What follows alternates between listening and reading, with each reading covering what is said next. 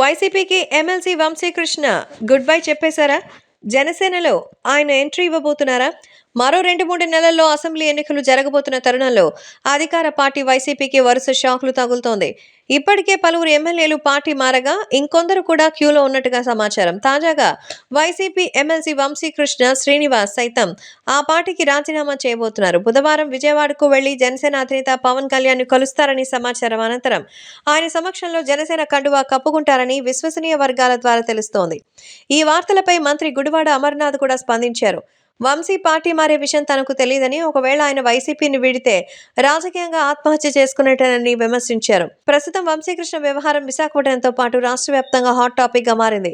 గతంలో జీవీఎంసీ ఎన్నికల్లో కార్పొరేటర్ గా గెలిచిన వంశీ మేయర్ పదవిని ఆశించారు. అయితే సామాజిక సమీకరణ నేపథ్యంలో ఆయనకు కాకుండా హరి వెంకట్రామకుమారి మేయర్ పదవిని కట్టబెట్టారు సీఎం జగన్.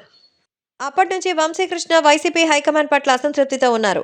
ఈ క్రమంలోనే ఆయనకి గత ఏడాది జరిగిన స్థానిక సంస్థల ఎమ్మెల్సీ ఎన్నికల్లో విశాఖపట్నం నుంచి అవకాశం ఇచ్చారు. ఆయన ఎన్నికల్లో ఈజీగా గెలిచినటువంటి వంశీకృష్ణ శాసనమండలి సభ్యుడిగా కొనసాగుతూ ఉన్నారు. ఎమ్మెల్సీ పదవి ఉన్నప్పటికీ వంశీకృష్ణ అసంతృప్తిగానే ఉన్నారు.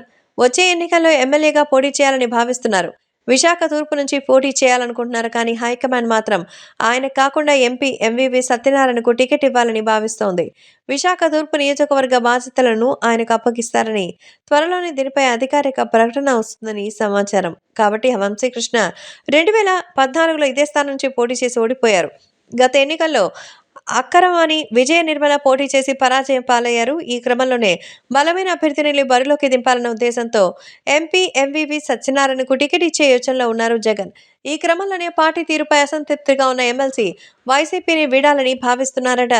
అందుకే ఇప్పుడు తాజాగా ఈ వ్యవహారం వైరల్ అవుతోంది.